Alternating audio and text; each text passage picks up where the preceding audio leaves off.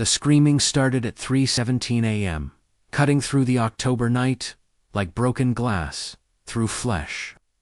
Sarah's eyes snapped open in her cramped studio apartment, heart hammering against her ribs as the sound echoed from the unit directly above hers. Not the usual domestic dispute or late-night television, but something primal and desperate that made her skin crawl with recognition she couldn't name. She pressed her ear against the ceiling, the cold plaster numbing her cheek as another shriek tore through the building's thin walls. Mrs. Chen, the elderly woman who lived alone in 4B, had never made a sound louder than her morning tea kettle in the 3 years Sarah had lived below her. The woman barely spoke English, kept to herself, and moved through the hallways like a ghost in house slippers. The screaming stopped abruptly, leaving a silence so complete that Sarah could hear her own pulse thundering in her ears. She waited, counting heartbeats until the building's familiar creaks and settling sounds resumed their nocturnal symphony. Just as she began to convince herself it had been a nightmare, a wet, thudding sound echoed from above, rhythmic and deliberate, like meat being tenderized. Sarah grabbed her phone, thumb hovering over 911, when the thudding stopped. The silence stretched for minutes that felt like hours before she heard footsteps, slow and dragging, moving across Mrs. Chen's floor. The footsteps paused directly above her bed, and Sarah held her breath. Every muscle in her body coiled with terror she couldn't rationalize. A single drop of something dark and viscous splashed onto her forehead. She rolled away from the bed, wiping frantically at the liquid that smeared red across her palm. Above her, the footsteps resumed their deliberate pace, moving toward what she knew was Mrs. Chen's front door. Sarah crept to her window, peering through the blinds at the building's entrance 3 floors below. The figure that emerged from the building moved wrong, joints bending at angles that defied anatomy, limbs too long for the torso that supported them. In the sickly yellow glow of the streetlight, Sarah could see it wasn't Mrs. Chen, though it wore her floral nightgown like a costume that didn't quite fit. The thing that had been her neighbor turned its head upward, and Sarah jerked back from the window as eyes that reflected light like an animal's locked onto her hiding place.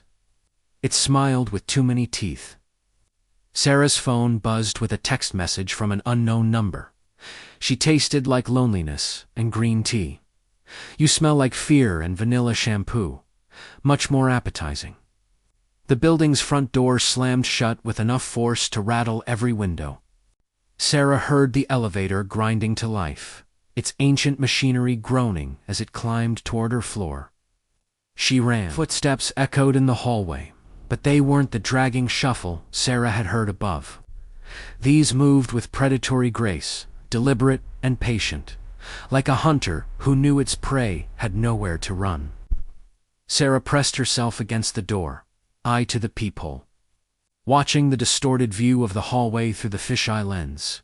The thing, wearing Mrs. Chen's nightgown, stood directly in front of her door, close enough that Sarah could see the dark stains spreading across the floral fabric. Its head tilted at an impossible angle, studying the door as if it could see through the wood and metal to the terrified woman beyond. When it smiled, Sarah saw that its mouth extended far beyond where human lips should end, stretching nearly to its ears in a grotesque parody of joy. "I can hear your heart beating, Sarah," it whispered, voice carrying the cadence of Mrs. Chen's broken English, but layered with harmonics that suggested multiple throats, speaking in unison like little bird trapped in cage, so frightened, so alone. Sarah's phone buzzed again. Another message. Did you know she kept photos of her grandchildren in Beijing? 47 pictures of babies she would never hold. Such beautiful sadness.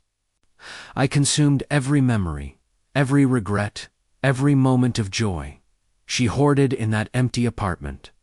The doorknob turned slowly, testing the lock.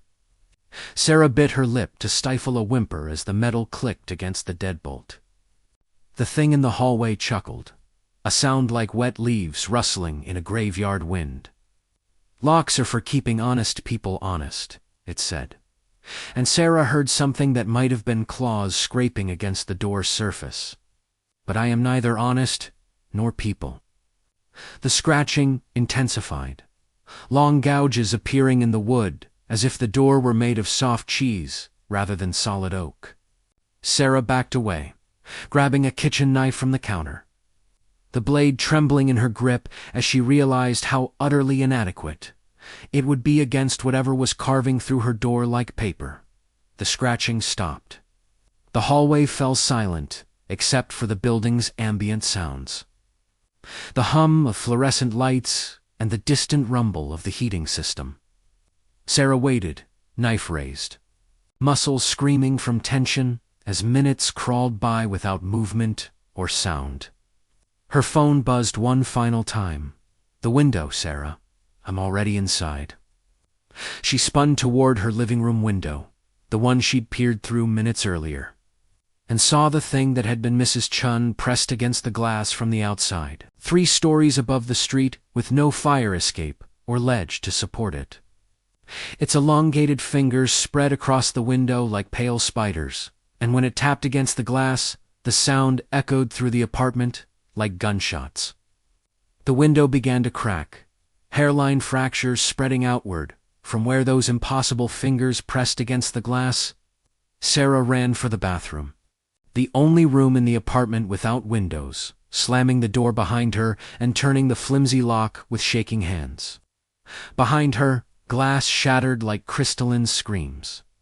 And something that had once been human, but was now so much more, began to laugh with the voice of every person it had ever consumed.